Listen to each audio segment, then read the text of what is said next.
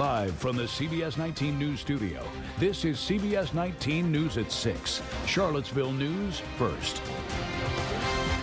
A UVA Board of Visitors member denied confirmation by the state Senate to tell you why Bert Ellis will not be serving. Plus, the latest body found in Nelson County Rockfish River mishap has been identified. We'll tell you who it is.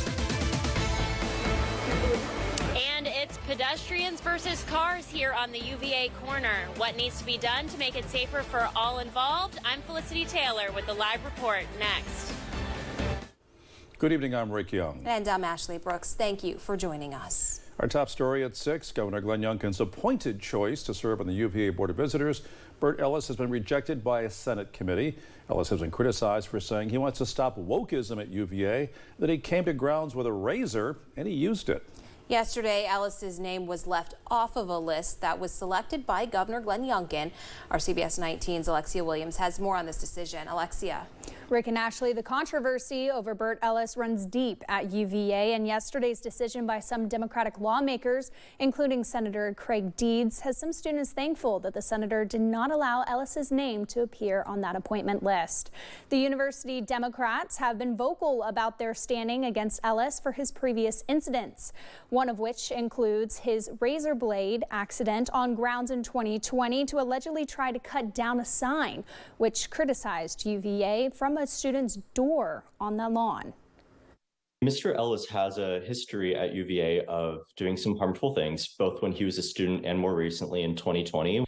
So these types of things are just not acceptable for us as students at UVA, and they're not acceptable just as people. Now, he also goes on to applaud Senator Deeds for standing up for UVA and what the institution and students all stand for. It's very gratifying to see this motion get passed in the Privileges and Elections Committee. We do thank Senator Deeds for keeping to his word. Back in the fall semester, we hosted Senator Deeds as a speaker for University Democrats. And at this meeting, he indicated his intention to strike Mr. Ellis's name from the governor's appointments when it came to his signature. He also goes on to say that he hopes this sends a message to both the legislators and the governor that they're paying close attention and will protect their university from people like Ellis in the future.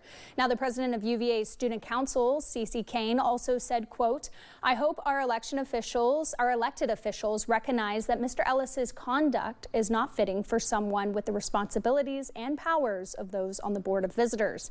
And even Ava McPlain with the Cavalier Daily said, quote, "As we wrote in our editorial, Ellis is not representative of the student body, and the university community has clearly expressed its disapproval of his appointment." Now, I also reached out to the governor for his comment, but his spokesperson declined. I also reached out to Senator Deeds and House Delegate Sally Hudson, but neither have commented as of yet. In the studio, Alexia Williams, CBS 19 News. And good evening, friends. The day began early with a little bit of rain, snow, and even a touch of sleet, but most of it was gone by sunrise, leaving clouds for the day and high temperatures only in the 30s. Now, we're not going to change the sky status very much, so what you see is what you get. Some drier air is trying to erode the clouds north of Charlottesville, and there are some breaks north of the city, but certainly the farther south you go, the cloudier your sky is. Everybody dry, though, at this time. Your temperatures, 35 in Charlottesville, 37 for Madison, 33s in Waynesboro and Culpeper, down to 29 in Louisa. We're going to keep skies fairly cloudy. If you're hoping to get a glimpse of the comet tonight, your best bet is to go north of Charlottesville, where skies may be a little bit clearer. Tomorrow, cloudy but dry for most of the area. Big seesaw ride of temperatures, though, from the weekend into early next week. Great pothole weather, as I call it. We'll talk about the ups and downs of our daytime highs in just a few minutes. All right, Travis, thank you. Well, police have identified a body pulled from the Rockfish River in Nelson County last week. 18-year-old Myson Sylvester of Arrington was one of 2 people missing since December 27th, when investigators say an SUV with 5 people inside tried to cross a flooded road. 3 bodies were recovered during the initial investigation. Dive teams are still looking for the body of a 12-year-old boy. We're learning more about the victim of a deadly weekend shooting in Charlottesville. 36-year-old Eldridge Smith was a member of the Buck Squad. The Buck Squad is a local group that works to reduce gun violence. According to an Instagram post, Smith was on his way to work when he was shot and killed on Saturday night on Grove Street. The Buck Squad is planning to share more about their investigation. We'll bring you that information when it becomes available to us. An arrest has been made in connection with a Madison County church fire. The sheriff's office arresting David Netting of Standardsville. He's facing multiple charges, including breaking and entering with intent to commit arson. The fire happened last week at Rose Park United Methodist Church on Shelby Road. Deputies arrived on scene and found fire coming from the church and a man on scene with burn wounds. Netting is being held without bond at the Richmond City Jail. Well, Senator Tim Kaine is responding after anti-Semitic flyers were littered around Charlottesville neighborhoods over the weekend. Kaine told CBS19 today that it made him, quote, sick to his stomach, and he says the nation is too far along to let anti-Semitic actions go unchecked. Kaine says here in Charlottesville, there's scar tissue from the 2017 Unite the Right rally, and anti-Semitism was a driving factor then. It was ostensibly about Confederate statues.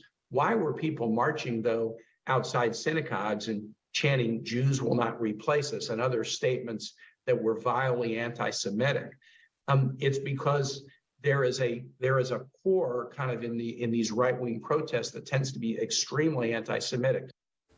Now, he adds the timing of the event should matter to Virginians. In January, we celebrate Virginia's contributions to the right to religious freedom, and just one day before the distribution was Holocaust Remembrance Day. For the first time in more than a decade, a Virginian will serve on the U.S. House Intelligence Committee.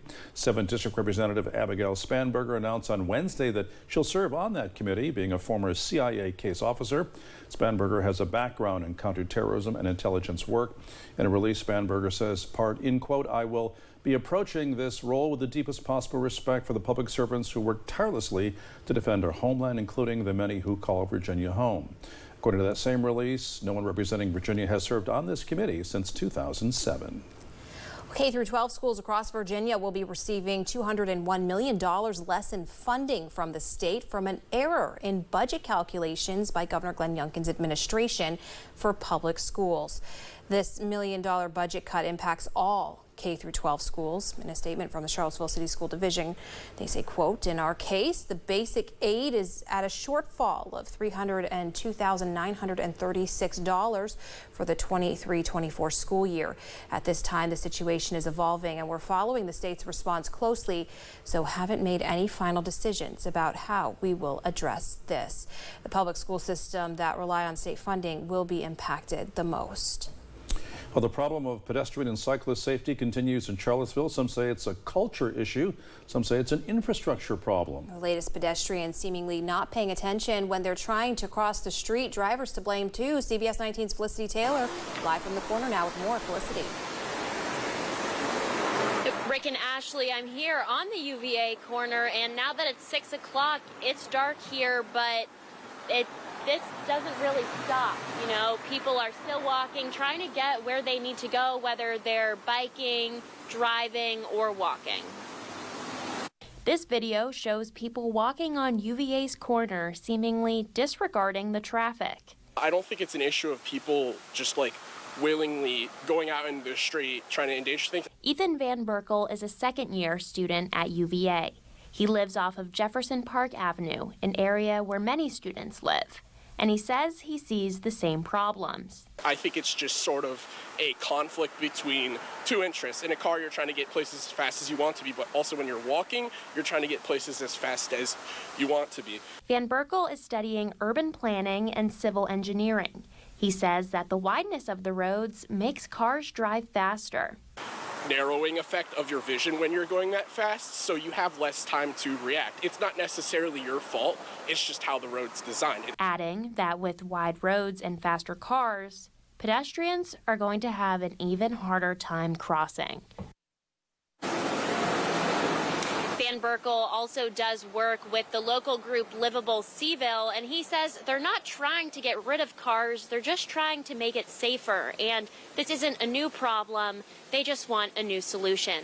Live on the corner, Felicity Taylor, CBS 19 News. All right, thanks for listening.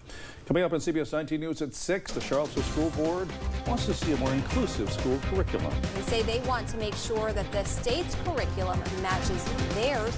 We'll explain. First, Travis has your forecast. In a fashion similar to the storm that went by this morning, another system will pass to our south tonight and tomorrow, but it's not going to have the same impact. We'll talk about your Thursday forecast, and I'll tell you about what's ahead for the weekend in terms of the temperatures after this. Time for the Weather Authority forecast on the CBS 19 News at 6. Wait a minute, didn't we just do this? Storm around Arklatex? Yeah, we did, but fear not. The result tomorrow, not going to be the same as today. Time lapse, JES Skyline Network Camit show. Clouds, and we had the rain, snow, and sleet. It was out of here before the sun even came up. Clouds for the day, your temperatures. I believe our high at show was 39 degrees. Hey, a little late day sunshine, but not a whole lot. I mentioned this earlier, and I'll say it again for those of you who want to try and get photos of the green comet passing by tonight, as it is the closest it will be to Earth tonight.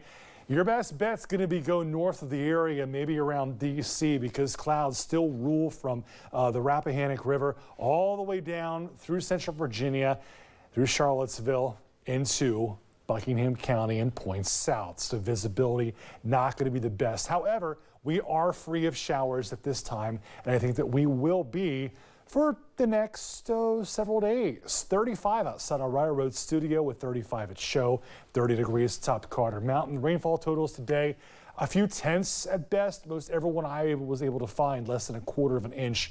20s and 30s in the Ohio Valley. The cold air still ruling the roost and will for the next several days. But high pressure, you think, oh, you see high pressure, great, we're going to clear the sky, right? Not quite yet. This system, this second system, bringing more ice to Memphis and Arklatex. That's Arkansas, Texas, Louisiana, by the way. It's going to move to our south. So I don't think we get any of the rain tomorrow, the moisture. We just get the clouds. So tomorrow, not the best day. Try out your new pair of sunglasses. It means you, Ashley, because I know you love your sunglasses. 40 degrees at 10 a.m. in Charlottesville, 47 degrees at 4 p.m. I think we get a slight bump in temperature. If there are any showers, and they'll be few and far between if they do happen, they're going to be south of Highway 60, which runs right through Buckingham and Nelson counties and Amherst County. So again, we're talking the far southern reaches, if at all. Then we're going to clear the sky on Friday as we shift the winds scouring out the clouds, but it's going to be a very blustery day with gusts up to 40 miles per hour and cold. High temperatures Friday in the lower 40s, and then it gets even colder for Saturday. Most of us not even out of the 30s, even with a full day of sunshine. But then Sunday, we flip the table. Going to get really warm next week. The cold not sticking around long. 20s and 30s tonight, 48 your high tomorrow in Charlottesville, 49 for Orange, 46 in Crozet, Livingston, Standardsville at 47. Cardinal Home Center extended forecast. Groundhog Days tomorrow for what it's worth. You got breezy cold conditions Friday, Saturday, then a quick bump to the mid-50s on Sunday, even warmer early next week, upper 50s, lower 60s Monday, Tuesday, Wednesday. Next chance for any decent rain going to be next Wednesday. Wow. I like your Punxsutawney Phil. He's blinking a lot. He's blinking a lot. I almost think it looks like a bag of flour with eyeballs on it. It doesn't really look like a groundhog, but this is what they gave us. But yes, tomorrow morning, roughly 7:25, Gobbler's Knob, Punxsutawney, Pennsylvania. We'll officially find out if we have an early spring or 6 more weeks of winter. That's right, because only Phil knows that answer. Yes, fun time if you ever get to go there, too. He's cute. Thank you. Well, the Charlottesville School Board is urging the Virginia Board of Education to adopt the 2 sets of standards created by historians with the Virginia Social Studies Leaders Consortium, saying that it provides the most diverse history curriculum. This is critical. I think, history is history and it needs to be told in its entirety. Now, the proposed merging of the standards combines Governor Glenn Youngkin's administration standards with the original standards that were developed over a 2-year time frame. A member of the Charlottesville School Board says that students should know all sides of history.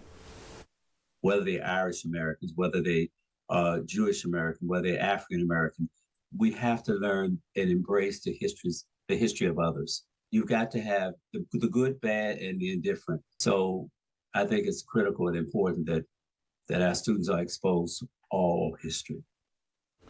Now, according to a statement, the Virginia Board of Education plans to consider that state's K-12 history standards today and tomorrow.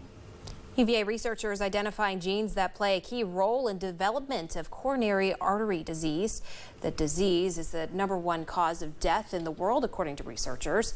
It's caused by buildup of plaque in the arteries, and in worst cases, it can lead to heart attacks. Currently, there are drugs to treat the risk factors like high cholesterol, but there's nothing for the actual buildup itself. And UVA researchers are trying to find ways to treat the buildup. And we conducted a study where we used pieces of arteries that would be normally discarded in heart transplant surgeries and studied them for various things such as gene expression. And we identified 85 genes that are potential new drug targets. The group of researchers at UVA have published their findings in the scientific journals. Hello, I'm Brian Strickland from Wilkinson Wealth Management, and here are your stocks of local interest for today.